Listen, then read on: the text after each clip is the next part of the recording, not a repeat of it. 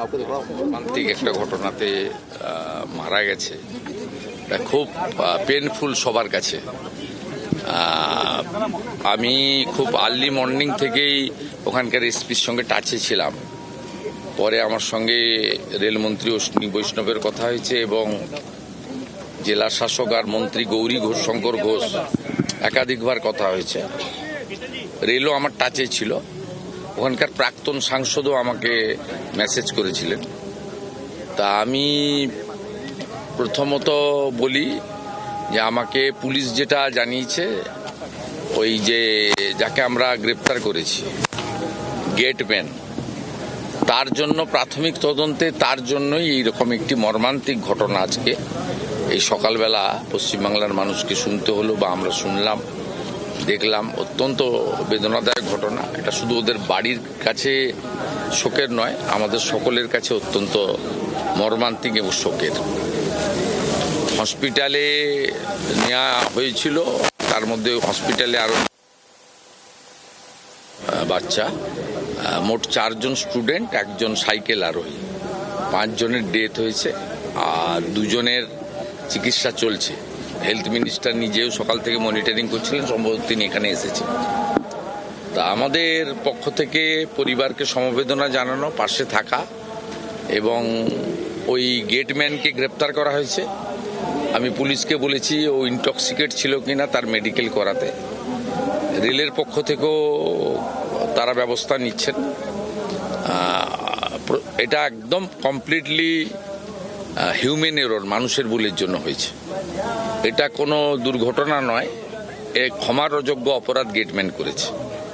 এটা ক্ষমা করার মতো জায়গায় নেই রেল তাদের দিক থেকে। না, আমি তো সকালেই গ্রেপ্তার করতে বলেছি। প্রথমেই আমি সকাল 9টার সময় এসপিকে বলেছি আপনি গেটম্যানকে ধরুন, কারণ ইনিশিয়ালি আমি পেয়ে গেছিলাম প্রাইমারি রিপোর্টটা। তো পুলিশই অ্যারেস্ট করেছে, ওয়েস্ট বেঙ্গল পুলিশ। তো অন্য কেউ অ্যারেস্ট করবে না, আমরা সাথে সাথে করেছি। আর ইনটক্সিকেট ছিল কিনা, ড্রাঙ্কার ছিল কিনা, সেটাও মেডিকেল করার জন্য বলা হয়েছে। দেখ, এগুলো তো অন্য জিনিস, কিন্তু একবারে ফুলের মতো বাচ্চাগুলো মারা গেছে। It's a very pen.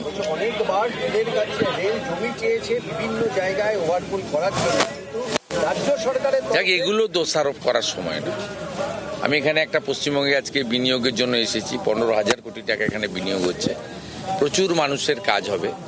আর বাঁকুড়া, পুরুলিয়া, পশ্চিম বর্ধমান, বীরভূম এইসব জায়গায় শিল্প না আনতে পারলে এখানকার পরিকাঠামোগত উন্নয়নও হবে না, অ্যানসিলিয়ারি অনুসারী শিল্পের প্রসারও ঘটবে না, এবং এখানকার প্রত্যেকটা গ্রাম থেকে হাজার হাজার ছেলে বাইরের রাজ্যে চলে গেছে কাজ করতে, তারাও ফিরে আসবে না।